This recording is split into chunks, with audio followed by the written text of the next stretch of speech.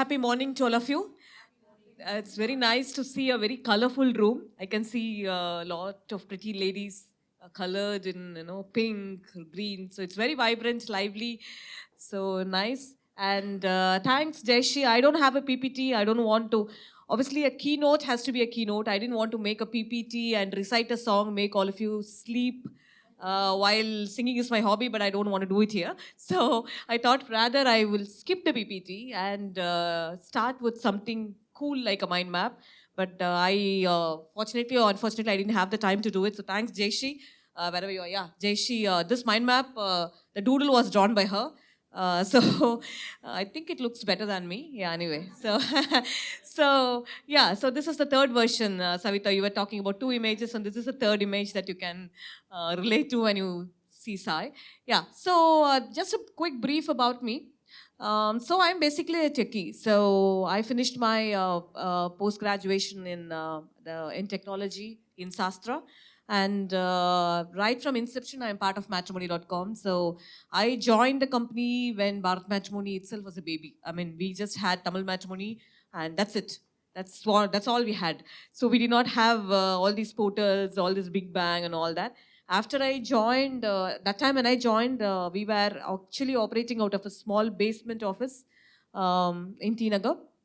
And I still remember uh, that was the time when all the colleges, including Sastra, everywhere the magic word on campus hiring was about the big companies like Wipro, Infosys, and all that. So for us, for me, rather, this was very challenging because I always used to go by a quote that my one of my professor used to say, which used to be very attractive way back. Even now, I think it's quite attractive. He used to say, "Choose whether you want to be a big fish in a small pond or a small fish in a big ocean." So I thought rather I should go for a place where I'm able to make a difference. So that time, my CEO Muruga was in US, and we used to have conversations during the nights because of the time zone difference. And somehow I was very convinced with the vision he had. So I thought maybe let me give it a shot. There's nothing to lose. That time, it was okay to go and give a shot. And I was not financially very dependent on anything like that. So I thought maybe I should try build something for him. And I was the fifth person to join the company. My employee ID is 5, and I still hold the same EMP ID. So yeah, so I joined, and those days like you don't have all this fancy Node or your all the new era tools. Like all that was there was only C, CGI, and some bit of PHP. That's it. That's all is technology, and MySQL was just starting. And you had just had Oracle. I don't know how many of you even relate to all those things, but yes, I can see that many of you would have probably heard it in theory, but then yes, so that is what technology was way back in 2000. I'm talking about. So yeah, so we started, and that office used to be very scary at times, especially being in basement, and when the power goes off, we have to depend on a candle. It was not a nice romantic candlelight dinner, right? You have to work in a candlelight. It doesn't sound like so interesting or exciting. You have to have a UPS. All those 2000 stories, all the 90s kids here would know. I don't think maybe a few might remember. Others are too young to know that. So that is my technology story. So I joined the company, and then we started working on various platforms. Then Tamil Matrimony became, multiple companies. For example, we launched Telugu Matrimony, we launched here a few others in South. Then we thought, okay, there is an opportunity. Why not go into a bigger brand? So we became Pan India after a few years. Then we launched Bharat Matrimony. Then from Bharat Matrimony, we went into the NRA business. And then we thought, after a few years, we thought probably we should also get into India property. So India property was born, which now has been bought over. But then we also thought that India being a very fragmented market, in marriage, like there are lots of nuances which are very cultural. So we thought probably having one single brand is not going to help. So that time we decided to diversify into community matrimony. Then we thought there is maybe a need for people to have a personalized service like how banks give. That's how elite matrimony and assisted matrimony was born. So we kept fragmenting like that, and we started also venturing into multiple businesses. Now we have not just Bharat Matrimony in community, elite, and assisted.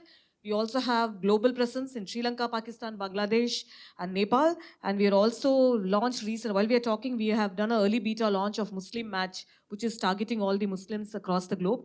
We'll be expanding this very soon to multiple geos.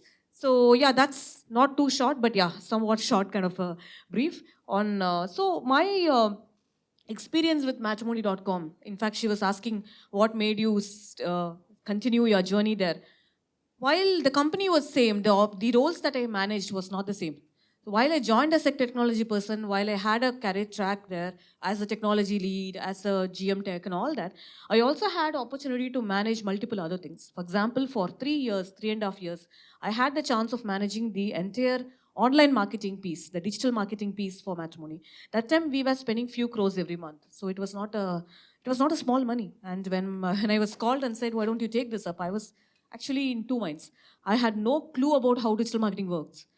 And I was like, just given the opportunity and said, you either take it, it's okay. Even if, Muruga gave me the comfort, fine. If you think you cannot do it after a few months, you can come back and say, but then go for it. But then I'm a person who always, you mentioned about curiosity. I'm a person I always think if I probably am given something, then I should just give it a try. Let me give up after trying. It's okay, even if I fail. So with that, I started on 3.5 years till our marketing head joined. I was running the show. Similarly, product also came to me accidentally. I think Jaishi was handling product that time. I was handling technology in a different track, in a different stream. Then finally one day, product is like bread and butter for us, right? So for us, what we monetize is the product. People use our product and they use that with lots of trust and emotion because they use that to find a life partner, which is a very, very very big choice compared to buying a phone or doing some kind of an e-com transaction, right? And interestingly, in e-com you have a buy one get one free or a return, which you cannot expect in matrimony. So yeah, so that is also another thing. So what happened was like Muruga was himself overseeing product, but there has been one stage where we had to really scale up faster because we were getting investors, and Yahoo was one of the investors at that time. So we had to really move faster. So he had to spend lots of time on the business side. So then he called me and said, why don't you take up product also? Then while I always was on the technology side, for me product was a cakewalk because I was always implementing whatever product was conceiving. So this time I was very excited that for once I'm not going to get the work from somebody. Let me also give some work. So I was very happy. So, so then I started managing both product and tech. But then that also comes with the challenge. I was telling them offline. When you are managing, when you come from a technology background, always your mind thinks of logic and coding complexity. Will this have more queries? Will this have more load? So the moment I conceive a product feature, I started thinking without even my product manager, completing the story. I would probably be thinking, oh my God, this is going to have so much of load on the server. Maybe we should add two more node clusters. Then I decided, okay, it's not going anywhere. I need to stop here, draw a line. When I am with my product VPs and with my product folks, I should think only product. Let me not worry about, otherwise it was becoming like this onion story. Like I will suddenly be like this, suddenly I'll be Ambi, suddenly I'll be this onion. So it was like becoming too tough to manage. Then I decided to draw a line. So my suggestion to all of you also, whoever is thinking of transitioning from tech to product or anything of that sort, always keep this in mind. While you will be forced, you will be compelled to think as a technology person, please don't do it. I think you should hold it back. You should always think as a product person. When you are thinking of product, you should never think of the technology constraints. Otherwise, we will actually limit our innovation skills. We will think, okay, this probably is not easy, so let's not even think of this product feature. So I can see lots of smiling faces. So I'm assuming already lots of people are sailing with me in this boat. So yeah. So coming back to this mind map, yeah, so product, tech, both I have explained. And yes, I am pretty active in Twitter as well. So incidentally, the handle that you see, I am present across in social media, LinkedIn, Insta, Facebook, TikTok, and of course, Hello also I have been active, but I have not put it here for want of saving some space. But yeah, I am a big time Tamil tweeter. In fact, I know Pradeep as Appu tweets than Pradeep because that is his handle in Twitter. So yeah, so way back, I think 10, 12 years back. Maybe. We will take it offline. so, so yeah, so I know him even before he joined PayPal through Twitter. So we are good friends through that. So yeah, that I sometimes do mini tweet-ups, and that's the interesting part of this. In fact, one of the interesting fact is also I met my husband through Twitter and through one of the events, which is the jamming that I mentioned below. So photography, incidentally, is my hobby. So I learned for photography as in not the iPhone photography, but the proper DSLR photography. So I used to go on travel and all that, pretty long. And jamming, yes, we do lot. I was talking about singing. I do lots of jamming. Now it's off late, come down because of the work and other things. But yes, otherwise, Jeshi knows, like, I keep traveling every 3 months. Sometimes we go to Bangalore, do a road show, all those crazy things we used to do. Yeah, so travel I mentioned. Fitness is the reason for what Savita was commenting. That two different versions, pre and post. Like, sorry? Basha, I don't know, but maybe Basha, at least Rajini is recognizable. But here I think it's like was like I Vikram, one with 45 kgs, one with something else. So yeah, like I'll talk more about it in the conversation. But yes, I lost a good amount of weight, 22 kgs. So if somebody is interested in knowing about that, we'll take offline. But that's not tough at all. Trust me. Okay, so coming to the success formula, so there are certain topics which I found in the video that they have prepared. So I thought maybe I should have my session also around those, because that will maybe have some relevance for the rest of the day. So when you ask about success formula, frankly, I don't think there is anything other than just one single guiding line for me, which is not giving up. Basically, I didn't want to give up whatever it is. I always felt if somebody is coming and challenging, not just because the other person is no, of different gender or anything like that, but I always felt if we are coming across some opportunity, we should just give it a try. It's okay to conclude that we are unable to do it after trying.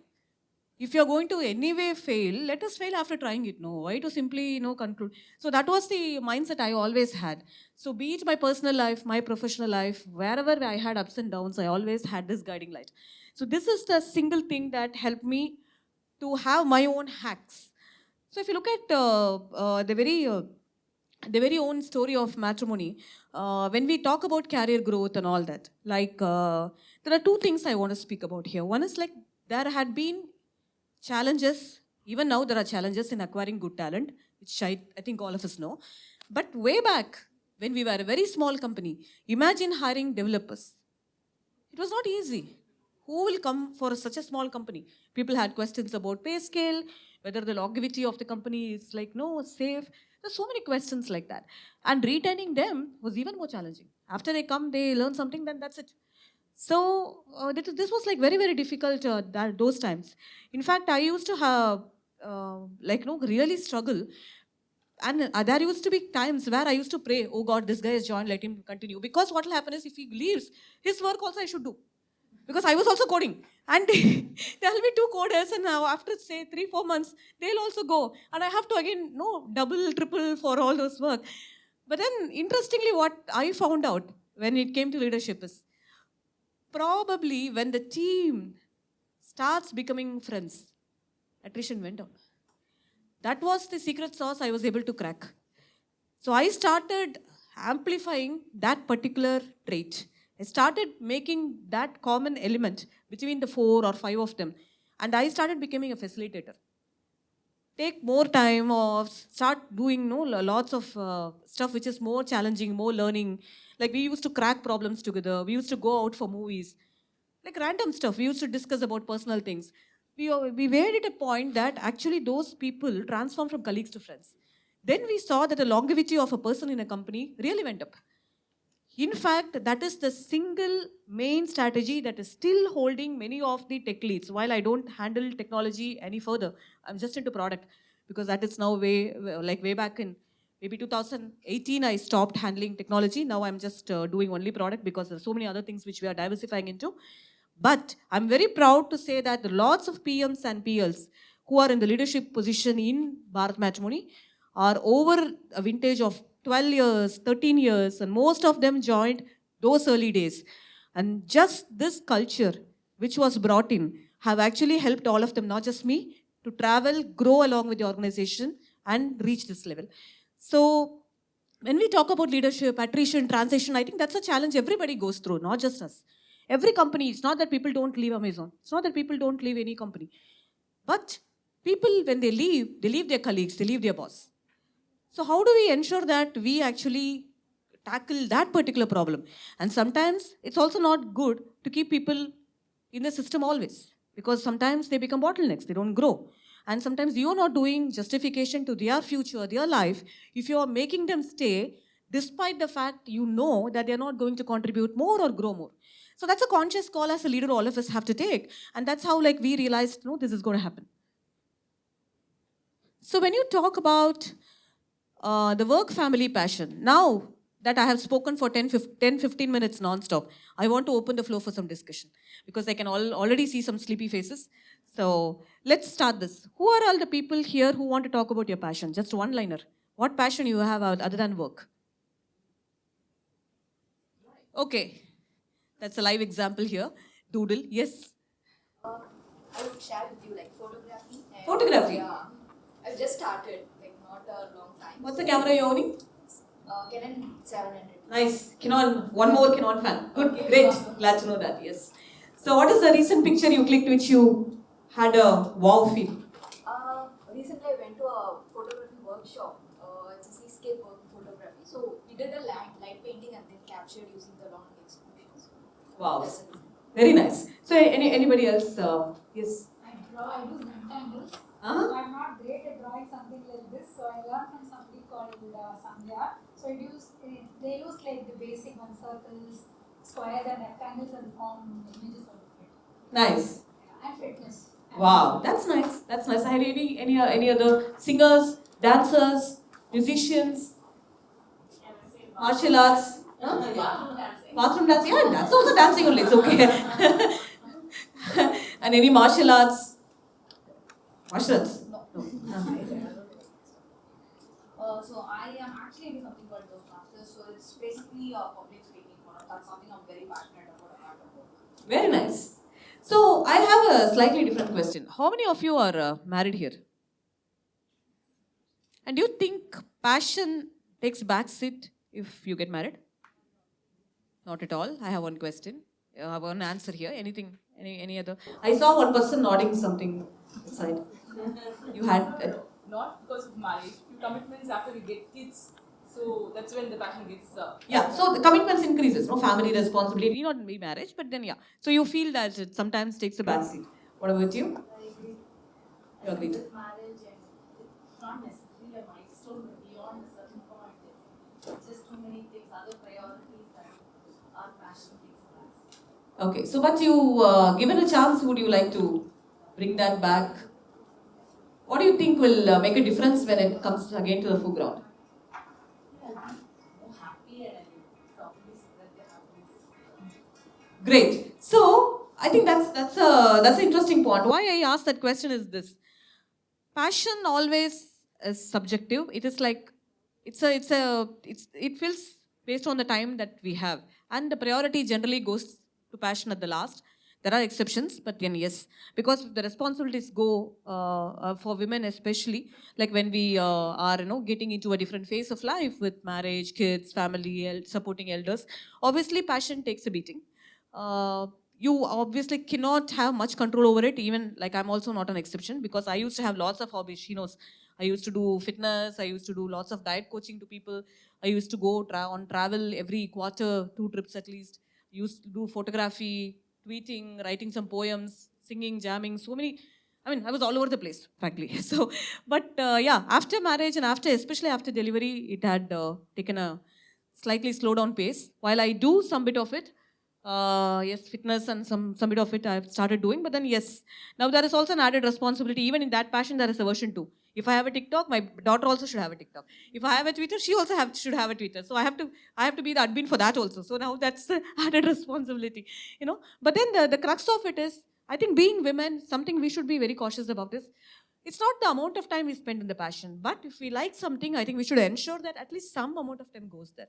Because irrespective of whether you do that or not, all of us have 24 hours, right? All of us have 24 hours. And if you do not allocate that limited time, be it 10 minutes or 1 hour or whatever that is, if we do not allocate that particular time for what we love to do, it's going to have an impact in the long run. We probably would get into some kind of a fatigue or, so this helps in terms of regenerating, making us like more energetic and stuff like that. So whatever it is, even if it is 5 minutes time, even if it's 10 minutes, I strongly urge we should give that time.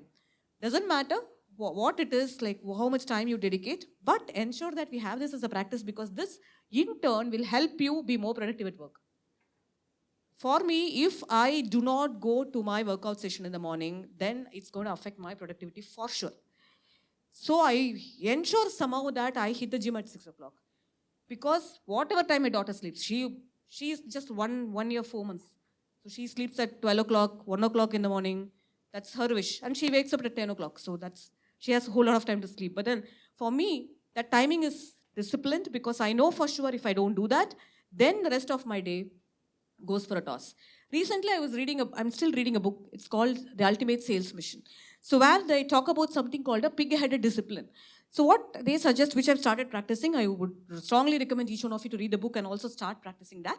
So what they say is, if you want to have something as a habit cultivated in your lifestyle, start following it as a pig-headed discipline. For example, I started doing this. Morning, first thing that I do at my desk, I do not meet people. 15 minutes I take in just writing down 5 or 6 important items with the time slot. What happens is, generally I used to write those 5, 6 items earlier also, but they remain always, because the timing was fluid. Sometimes I might think, okay, let me do it in the evening. Sometimes I'll do it in the afternoon. Sometimes they never get done.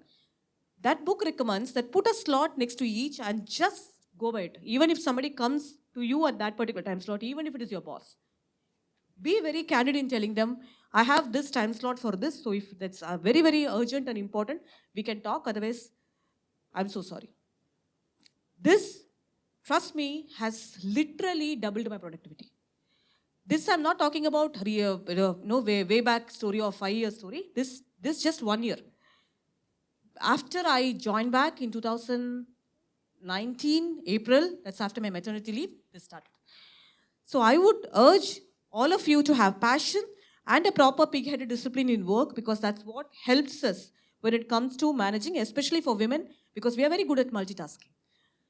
We can think multiple times, multiple things at the same time. We can do multiple things at the same time, which is a very, very, very clear USP we have. No offense to the men folks, by the way. So I think we should leverage that. And talking about career after breaks, because you touched upon this family, kids, do you think there is a challenge when you join back in work after the maternity leave? How many of you think so? What challenges you had? Of course, compromises will be there. You have to leave baby and come. That's all there. Since most of them are women, we talk to them and do sharing meals. One is, I felt every morning guilty. Am I doing something wrong? Am I being selfish? Thankfully, after 5 years, I've overcome that. But it took 5 years for me to, and it's more about psychological, right? I didn't have, physically, I was not fit enough. The second one I felt in that guilty part was, I've been reading about it. People come when you have a baby, your relatives come and say, like, why are you, surrounded by books? I was like, I want to read, because there's so many stories I'm hearing from people. I don't know what is right or not. I want to do the best thing for my kids. So I was reading a lot. And one thing was like, mother's milk is the best for the baby. And that's like, thanks to the government and PayPal, this thing that 6 months now they've taken that. To me, that's a big challenge, right? Because how do you continue that if you come to work? It's very difficult. So those were the two big challenges I faced after my maternity break. Okay, that's nice. Okay, anybody else want to share? I think one of the biggest challenges after coming back is to make sure you are still upskilled. Technology moves at a pretty fast pace, and so because you are focused on getting your day-to-day work done and coming back, you are very focused on nurturing, using your nurturing skills for your kids. Mine are almost going to reach college now. So making sure in that stage to be upskilled on the latest technology, I think is a big challenge. Nobody is going to give us any positions just because we are a woman. You have to be absolutely on top of what the domain and industry is headed towards. making that time for upskilling, I think, is a challenge. So I think that's a very valid point because I personally can vouch for it because when I joined back, it's not that I'm dealing with some guys at front line or something like that. I actually handle vice presidents level people because there are product vice presidents and tech vice presidents who are working with me. So despite the fact, like when I took a break of 6 months, when I came back, I saw the entire system haywire because processes have gone for a toss and then so many execution confusions, speed had actually literally halved, so much of confusions had happened. Plus technology has moved on, product competition has moved on, so many challenges came up, and hence you had to literally run double the speed as you were before no you went on a break. That was a very big challenge, and it always comes up with this thing of extended hours because you have to extend your working as obviously, otherwise you are not going to do the catch up game. So you might have to probably compromise your time with this thing. But one thought I just want to mention here is there are two issues when we talk about any such things, right? One is the compromises we make and the guilt that we get, and the second part of it is the judgments that people make about us, because there also a society which keeps telling, okay, they have just a she has a 6 months old kid or a 3 month old kid and she's not even at home, this that and all, right? So the first part of it, I think we should be very clear, we cannot be the best in everything, right? You choose to be the best in one, it's good. You have to just make a conscious decision and move on. And it's not that you are doing something wrong. I'm sure when you do this kind of a thing in a career, it's for the best of your daughter. You are doing all this because you want to ensure that the future of your daughter is taken care, which is a lot more responsible decision rather than staying at home and trying to struggle for giving her the luxury all that she needs. So I think as mothers or as individual females, we should also be very conscious about the decisions we make, take informed decisions, and at the same time, once we decide, we should not have any guilt. Because that's a decision we have taken and we should be aware of the consequences. It's okay. Even if that is the consequence we have to hit. Because it's a conscious decision, just go for it. Be happy about it. And the judgment piece, I just want to just say a note. I think people will judge us whatever we do, right? Anyway, I in my personal life, I've seen it.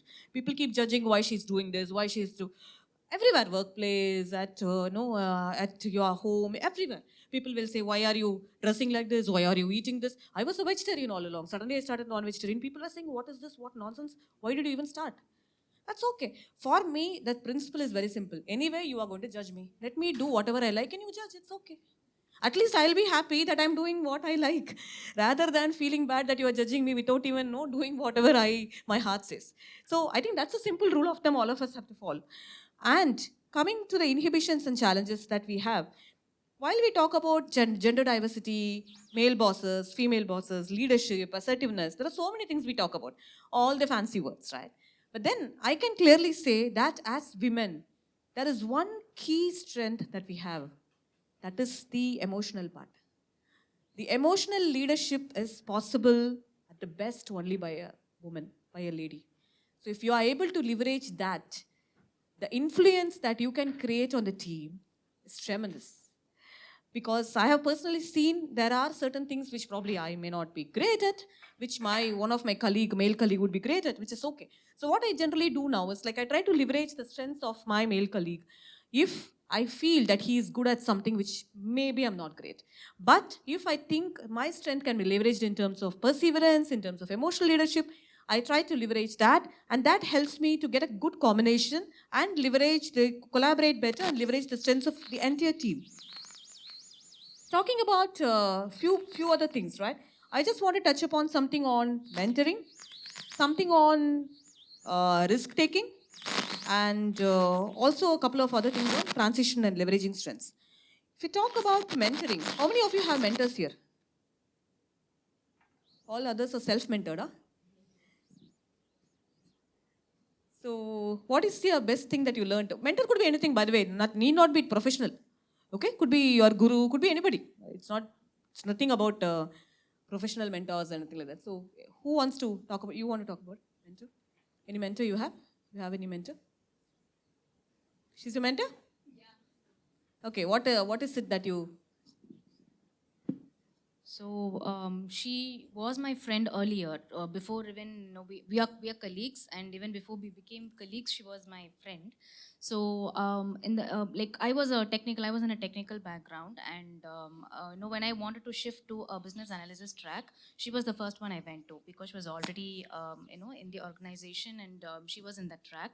So the way she advised me was, she didn't just encourage me right away. She asked me certain questions, made me think if this is really what I wanted to do, and then with my answers, she said, "Yes, you are in the right track. You can go ahead." So that's how it all started for me. And yeah, so we've come a long way, and now she's my boss, and she still continues. Very nice. Yeah. Big round of applause to you. Yeah. So the way she mentored me, I am now able to do it to my juniors who have a confusion when they want to change their career, or when they want to any kind of issue they face. So I use the kind of mentoring she helped me with. The same thing I am able to do it with other juniors, with my juniors, and it makes me feel good, because I'm spreading something Very nice. Very nice. nice. So that's about it. That's really great. Anybody else want to share?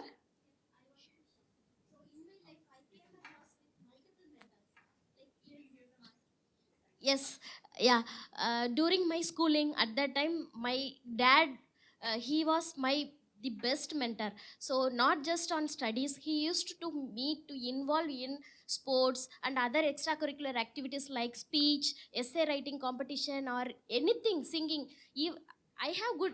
He used to tell me, "You have good throat, so please sing." Like that, he used to send me to classes. But now I am remembering, I lost so many I lost so many things he wanted to did. After that, after married life, my mother-in-law, she was a very good mentor for me. Even after my maternity, she helped me a lot to continue my career and all. And accidentally we lost her. After that, my mom becomes the very good mentor for me. Even now, whatever she is saying me in real time, in to my team, I am sharing to them. They are feeling me very close team member. Now if you have anything personally or professionally they wanted to grow, they are coming to me and asking, "Kartika, I am facing this, could you please help me?" Like that they are asking. I am feeling like I'm not a mentor at all. Why they are asking? But after that, without knowing me, I become mentor to them. So I really wanted to Big thank. round of applause to her. I think that's really well said. So I think for people who did not raise their hand for whatever, saying like they don't have a mentor. So do you think having a mentor is good? It's needed.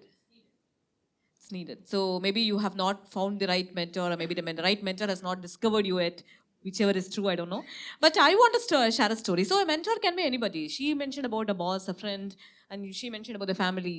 In fact, I used to be, of course, people who know me for quite some time at workplace, not otherwise, at workplace will know. I used to be a very short-tempered person, very short-tempered to the max. There used to be cases where like I was called by my boss and said, "Can you please have a watch on your temper? I'm getting really worried I'm going to hit somebody." I was that bad. And like any coaching, anything I went was not helping. Then finally I met one person who was he's actually my jamming friend.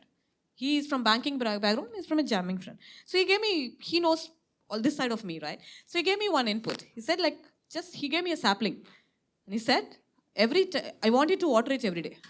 If you are losing your temper, that day you are not going to water it. So it became very tough for me. 1 week, if I'm losing my temper every day, I cannot water the plant. And that was sitting in front of my face and making a sad look. I was feeling that I'm going to probably kill somebody innocent. Then slowly that cultivated this thing just because of that moral responsibility of making that plant alive. I started having a control on my temper. That is how I learned to control my temper. It would look very weird, but that's the fact. That's the only formula that worked for me. Nothing else. No coaching, nothing discounting, reverse, ABCD, nothing worked. All that is all like all pen and paper in theory it looks brilliant, but then nothing worked. But this worked because finally I was able to relate to something and I was feeling that I was actually in control of somebody's life and I should not ruin that. That became a moral responsibility, and slowly I think now I'm a lot better. At least I I can say that. I think Jeshi is also accepting. So I'm assuming that's true. But yeah, that's on the mentorship. And when we talk about this um, risk and the way we take decisions, I would want to say that now product people, all of us, are in a much better position. Now you have data, you have platforms, you have so many things. Lots of magical wands are there for you to take decisions. Earlier and all, we don't know. We used to decide based on one single most powerful weapon, gut feel. Gut feel of a person who is married deciding for a matchmaking product. Imagine how dangerous that is. It's very dangerous, right? Suddenly you decide one fine morning, okay, this is what I should do to get these people married. And you are married, say, a few years back, and you don't even know what's happening. Incidentally, I also was running a Matchify dating app for 3 years. So it's not easy. I mean, earlier, you didn't have mobile phones, you didn't have access to people that much, but now you have everything. You can do A/B experiments, you can do multivariate experiments, you can have server-side pushes, you can have optimized kind of tools, you can probably do a data crunching, or you can do some kind of a prototyping, get the focus group discussions done, take inputs from your customers, or look at data, look at all the stuff that people do a behavioral study, record videos. So much of things we have now. None of this existed 5-6 years back, right? So it was very, very tough for us, like for us to understand what the customer thinks. And matrimony is even worse because everybody, when they come in, they want an Aishwarya Rai. But suddenly they realize after 3 years that that's not going to happen. Then they settle for reality. So what happens is customers give preferences when they register and forget about it happily. They would expect us to deliver their dream girl, their future wife, without us asking them. How is that even possible? If you yourself cannot find your girl, a platform cannot read your mind. And there are so many other factors, right? It's not just predefined set of, if you have a mobile phone requirement, you will know this GB, I want this particular configuration of camera, to some extent a brand and all that. But when you are searching for a bridegroom or a bride, it's not like that. You might like somebody, you may not like somebody. Photograph plays an important role. Somebody thinks lifestyle is. We have personally seen people coming and asking so many different things. A parent will say, I want this girl to have a horoscope that's matching my son. The son will come and say, I want this girl probably working here and should be okay to come with me on site. Girl will say, I like adventure sports. I want a guy who likes paragliding. How on earth can I match everything? It's not. But despite all the fact, we are the most trusted and we keep making marriages happen, which itself is a blessing. But having said that, for us in product, it is very, very, very tough. In fact, I was telling offline to Savita and the team, we call it as an emotional, very emotional product because people come here with lots of emotion. Here, the entire product, we map it based on the emotional map. When you register, you have a curiosity. When you are contacting somebody, you have a hope. When somebody declines, you have a rejection. When somebody accepts, you have a wow feel. When we ask payment, you feel sad. That's a different story. I don't want to talk about that, okay? So there are so many emotions that goes in people's mind when they come to us. And hence, the product that we design, I always tell my product folks, think about the woman centricity. I want you to think as a lady who is registering for her marriage. If you get the flow right for the lady, the product will be right. If you design something without knowing that, if you think, because what happens is as product managers, all of us think we are very innovative. And we love all the world-class apps that we use, and suddenly we will have one light going in our head and we'll say, okay, fine, I think we should launch this. So what I started doing is, I asked them only 2 questions. What is our end objective? To get this person married. Is your feature going to do that? Just give me that answer. Is it a UI change? Fine. Is it a feature change? Fine. Is it a new app? No problem. Is this solving the purpose? If yes, let's talk further. If no, I'm sorry. Otherwise, what happens is, it becomes very difficult. You will have a backlog which runs for pages and they never see the light, which all of us know. When we put it, we'll know for sure next 3 years we are not going to touch this. What is the point? So this is the first guiding principle. Second guiding principle I tell them is always think from the emotional map angle of a woman. If you think you are getting the product right for a woman with the hope, with the rejection handled, with the wow factor, with the curiosity element, with the safe and secure and feel that the woman should have in the platform. All of this, if they are taken care, then the product for sure will fly. Whatever it is, it could be a global product, it could be a local product, it could be a dating product, it could be a matrimony product, it could be anything. So this is the mantra with which we all of us are now working, which predominantly helps us to solve the major customer pain points. Earlier, we were like very fancy about launching features. Now we know for sure that's not the way forward. We should look at what are the customer problems. In reality, how do we translate that into online? That's it. So, with that, I just want to talk about one single point. Matrimony as a company has 55% women workforce. So that's something we are constantly working on to improve. Since the product is very emotional, I also keep urging the product team to get designers, to get UI folks, to get product managers who are women, because definitely that gives an edge. And with so much of data, trillions and trillions of customer data, which we have, it's a very, very exciting problem to solve for any of us. And being a woman gives lots of advantages when it comes to product building. So if you know anyone or if you are keen of exploring any roles, do let us know. I think Jaysha is here. My coordinates are right there.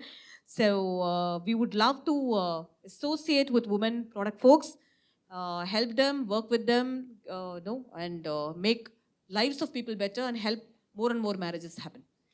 That's in short what I wanted to say. And thanks for the opportunity. And thanks for calling me for the first session. I feel so honored and privileged. And if there are any questions, one or two, then I would be happy to take it up, depending on the time.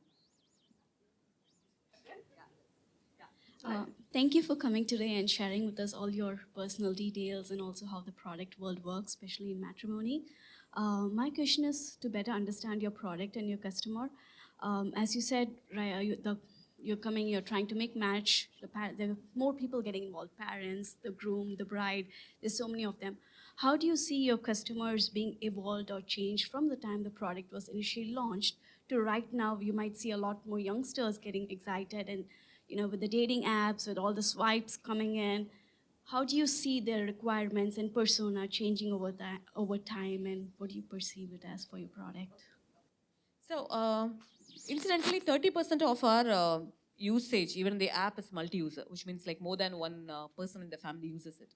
And for us, predominantly, when we started, it was more of parents taking the decision and the child was just there.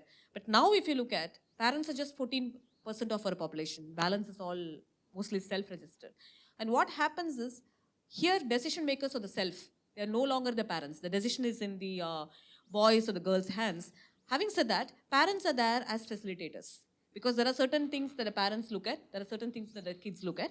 So for that, the platform has to cater to both sides of the story. Device like just by going with parents, because for instance, if you ask how the thing has transitioned over a period of time, earlier when we started lifestyle and all those things were not a big deal. Now lifestyle is a very big decision maker or deal breaker, because self, they look at whether this person would be okay with me for my kind of lifestyle, like the movies I like, the way I travel, the way I do a party in the weekend. So many other things that comes into picture because they think more futuristic than before. Having said that, talking about the dating, we in fact did a very recent market research also, and that's my personal interest. So I keep having a very close watch. I keep registering and checking in many apps like Tantan, including Tantan, the recent app. So I do lots of stuff. So one thing that comes out clearly is that the age group is very different. For example, if you look at any dating app for that matter, they are between 18 to 24, 25 kind of age group for male. And female, I think all of us know there is an inherent challenge, at least in India, in acquiring female users for all the dating companies. They hover at a very less percentage. Having said that, the age group is also very different. Because when people are in an exploratory mode, they get into the dating apps. But then when they decide that they want to move on, settle in life, go for a committed relationship, that's when this matchmaking comes into picture. Having said that, the way matchmaking worked when it was started 10 years back or 20 years back compared to how it is now, there has been lots of changes and transition because of the mix of people, because of the mobile, and because of the way people are more self-expressive now. Having said that, there is also a new wave coming in, the Gen Z and all that, which we know thanks to all this TikTok and other. So we are. That's also another thing we are having a closer watch, because when this audience, when they come to matchmaking phase, how different or how how important it is for us to track that behavior. Because if they are not going to, if they are having the same TikTok experience, even when they come to matchmaking and expecting that, I don't know. I can't even imagine that now. But yes, that is that is something we are looking at to see how this entire ecosystem is changing. But again, I don't see it to change in the next 3-4 years. Maybe in a decade it might change. Having said that, as a product company, we have to be in par with what the ecosystem wants. So we are continuously investigating how the trends are changing and trying to build products which market better, resonate better with the current audience. Did I answer your question? Thank you. Hi, Sai Chitra. My name is Divya. Hi, Divya. Thanks for the lovely talk again.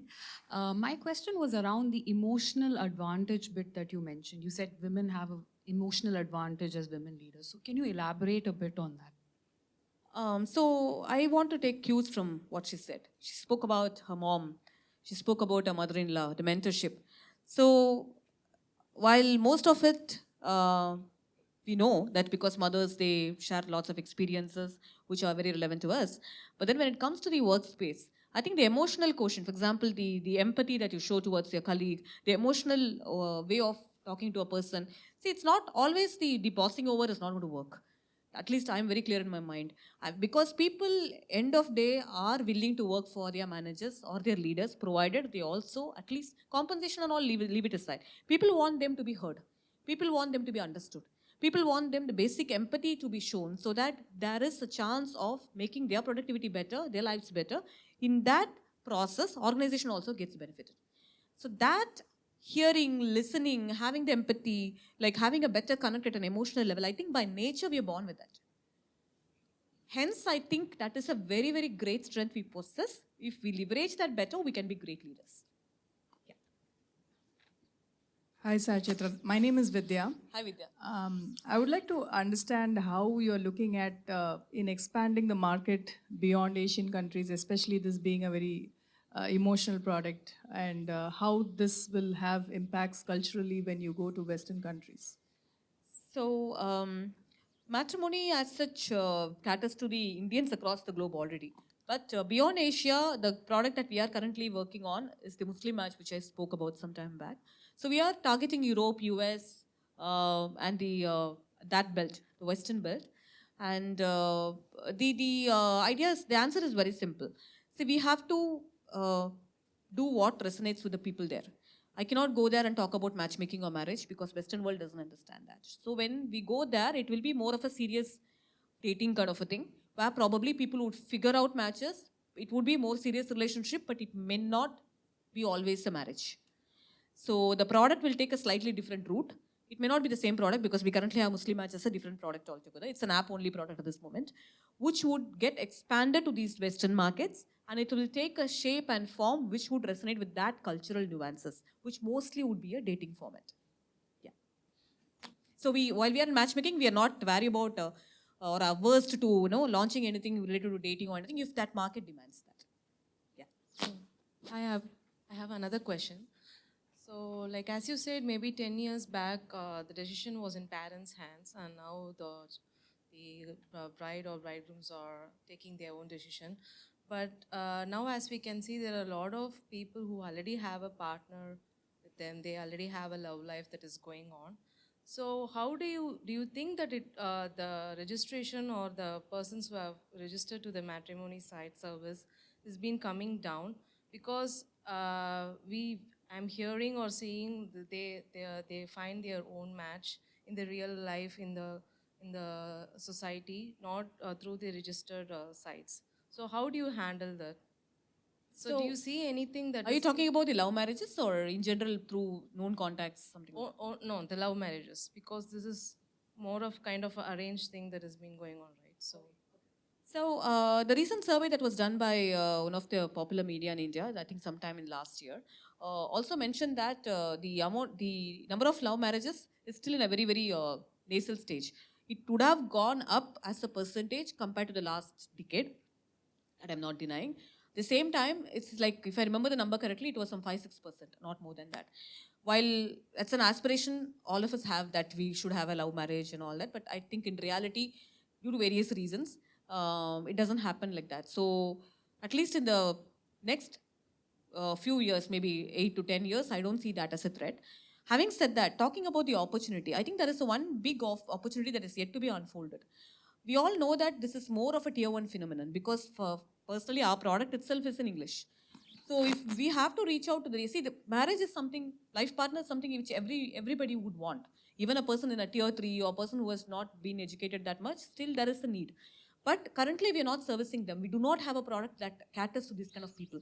So I think the opportunity is immense, just that we have to understand that part of the world and design a product which probably would be useful for them, more from the socio-economic as well as the cultural nuances that they would want. So I think the opportunity is more, while this is something which is not going to change very soon. Having said that, the stones that are not turned yet are bigger, and we have to probably go after that, which is maybe going to bring us the next big delta. To her answer, like see, it's just for fun. I'm saying nowadays we are, even though in, like, I got married by 2014. So if I go and say my dad, like, I'm loving someone, the moment they will say, like, what, I didn't think about your marriage at all. Now you are saying you are loving someone. No, I will go and register in matrimony and I will find someone for you. See, even though we love offline, they are going and finding people for us in matrimony. Ask the other person also to register then. Yes. Can contact and get married. Obviously their business is growing.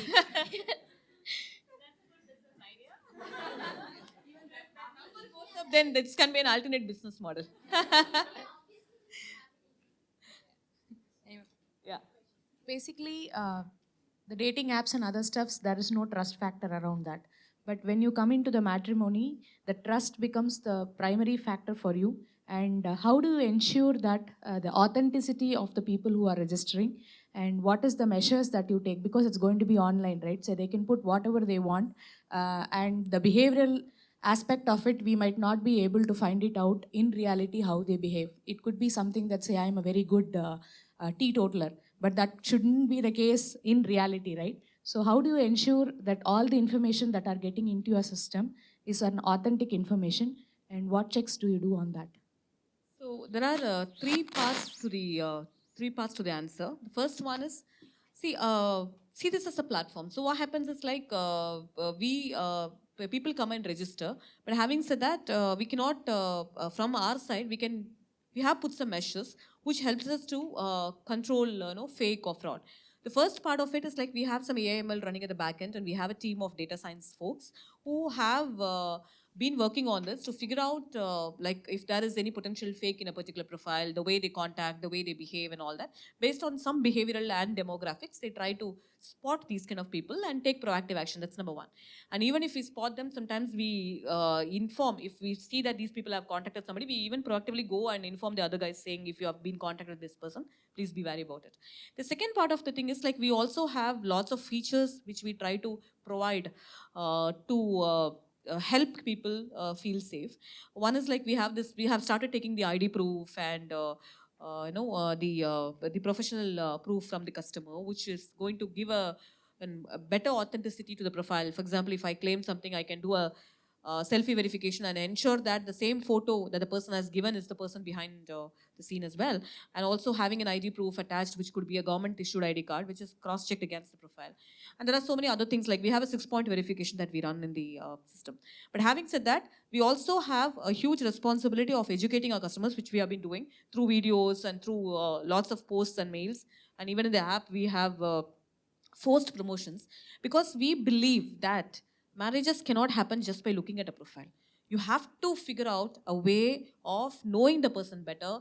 And we also tell the customers what to do and what not to do when they meet. Like, you should not be transacting, giving money, or you should not be meeting somebody in a private place. Always go to a public. We do a whole lot of education, because, see, being a platform has inherent advantages, but there are also certain downsides, because we would not be able to physically verify everybody. So we try to pass some bit of responsibility to the customer by educating the customers that these are the do's and don'ts. Having said that, this is a continuous process because as we get better, frauds also get better. Like all these people who, while the number is still small, but that is a moral responsibility as a brand we have. When a person comes and registers having so much of hope and trust, it is up to us to ensure that we stand to the trust. So we do all those three things, but we are also investing more in getting partners on board to figure out. In fact, recently we have started taking certain features live, which helps customers to go to detective agencies and even inquire about a prospect if they think they probably should consider them. So these kind of things we have started building in the system. Having said that, yes, there are lots of things in the roadmap which we would continue to work on. Yeah.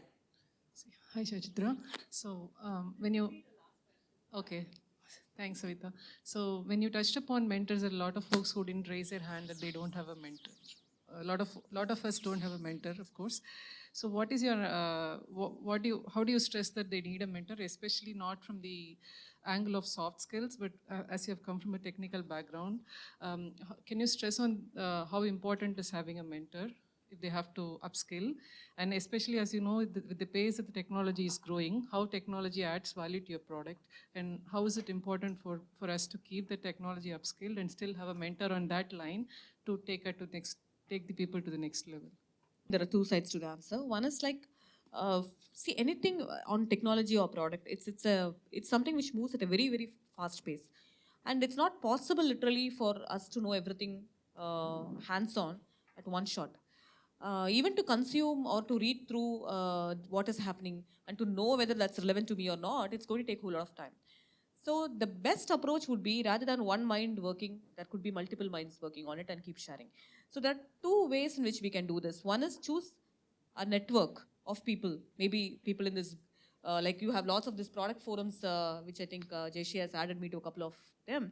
But having said that, there are lots of such forums which can be utilized to collaborate better for technology and for product. Keep sharing things, keep sharing the learnings, and also try to guide each other. Like if there is a stumbling block or somewhere somebody is getting stuck, can I get a help through something?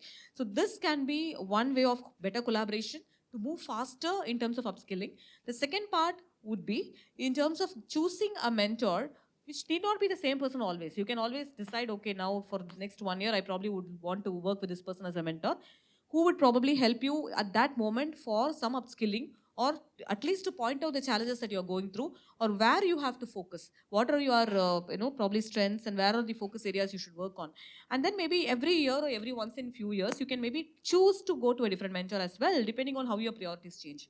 Mentor is not somebody who's going to be there with you always, or like this is one person you should stick on to, right?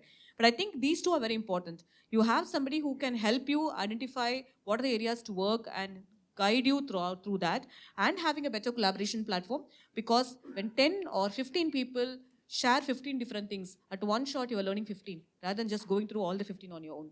So these are the two inputs I would want to give. Okay, I think have you done then? Thanks everybody once more, and thanks for listening to me. I hope I was able to give some valuable inputs to the crowd. Thank you.